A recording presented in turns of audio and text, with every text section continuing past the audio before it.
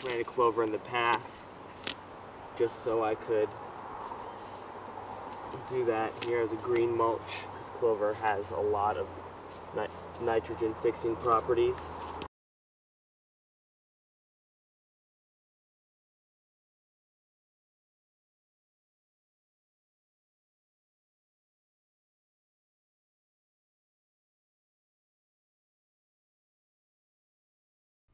Beans, beans, the magical fruit. The more you eat, the more you do. Consider beans magical. They belong to the Leguminosa family, which fill a very interesting ecological niche. A key feature of the root systems of legumes is their ability to fixate atmospheric nitrogen for use by other plants.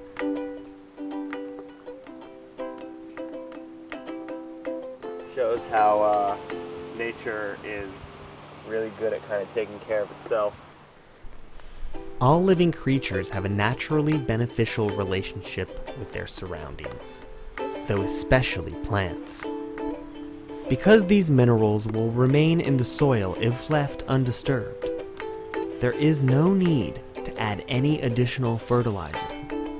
In fact, those elements are simply a small percentage of the plant's molecular composition. They are mostly made of hydrogen, carbon, and oxygen, which are primarily extracted through water and air. This means that by virtue of a plant existing in its place, it gives back more organic matter to its environment than it uses up. Seeds are tiny libraries. All that is needed to get one started is a bit of soil, sun, warmth, moisture, and care.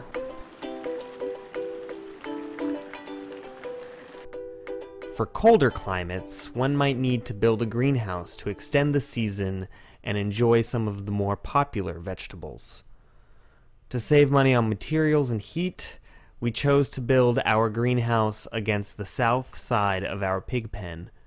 We also made sure that the plastic could roll up for ventilation.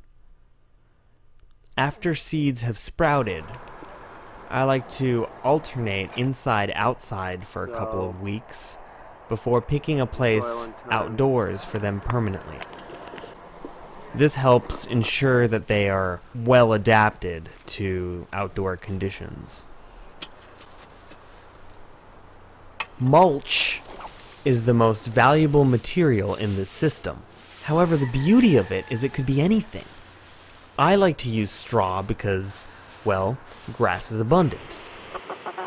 Since I don't rely on composting to keep my garden fertile, all of my kitchen scraps go to the animals. Even these beet seeds, just whimsically sown atop a garden bed, when covered with mulch, sprout as good as if the soil were bare.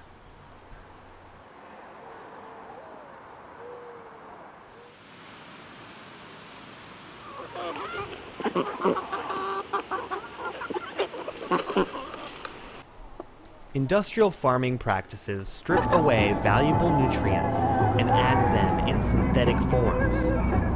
This weakens the plant's genetic integrity and only causes the need for more pesticides, more fertilizer, and more pollution. Natural farming relies on biodiversity to maintain a natural and healthy balance in the garden.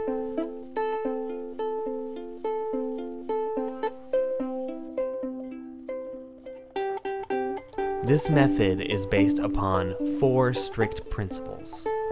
No cultivation, only planting, mulching, and harvesting. No fertilizer, not chemical, not organic, not even compost. No pesticides. Toxic chemicals get absorbed into the food matter. No herbicides. The only method of weeding by hand.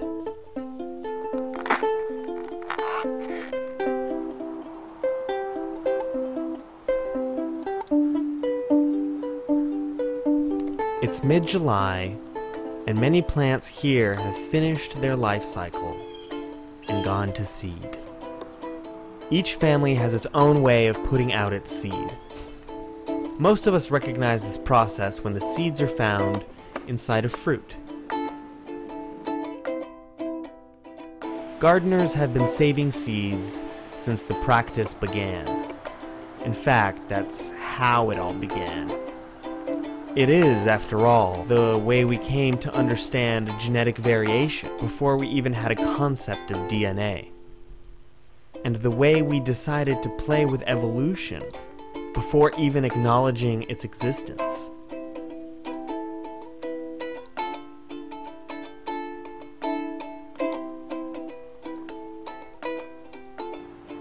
This purple flower, resembling an aster, is actually matured escarole, which is also related to lettuce. We are used to consuming lettuce while it's still young, though, like most food plants, eventually it will flower, pollinate, and go to seed. Though if you're timely, or if you care to catch it before the wind does, you will be able to develop varieties specific to your garden.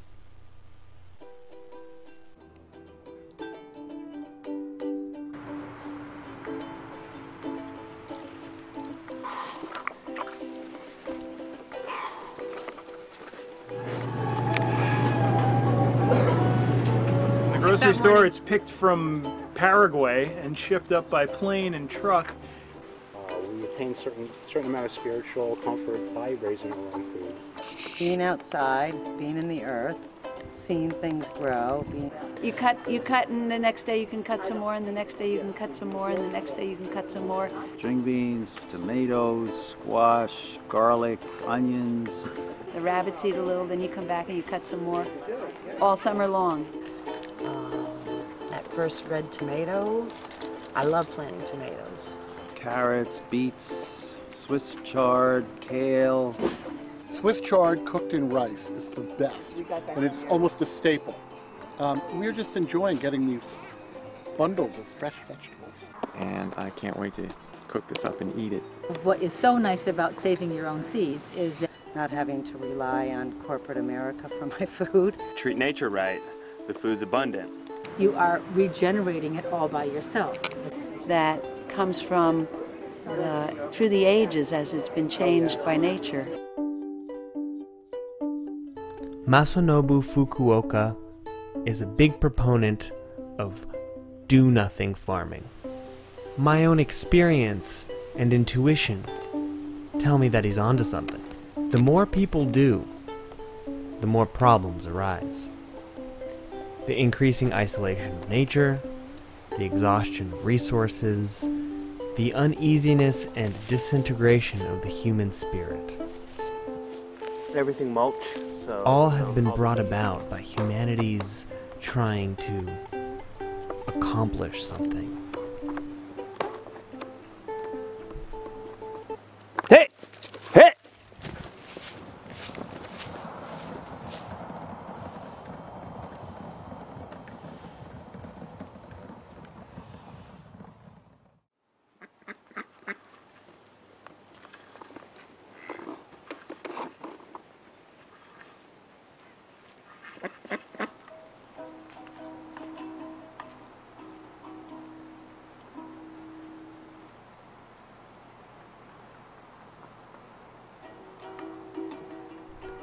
Originally, there was no reason to progress, and nothing that had to be done. We have come to the point at which there is no other way than to bring about a movement, a revolution, not to bring about anything at all. Therefore, to save the world, just do nothing. Just leave nature alone.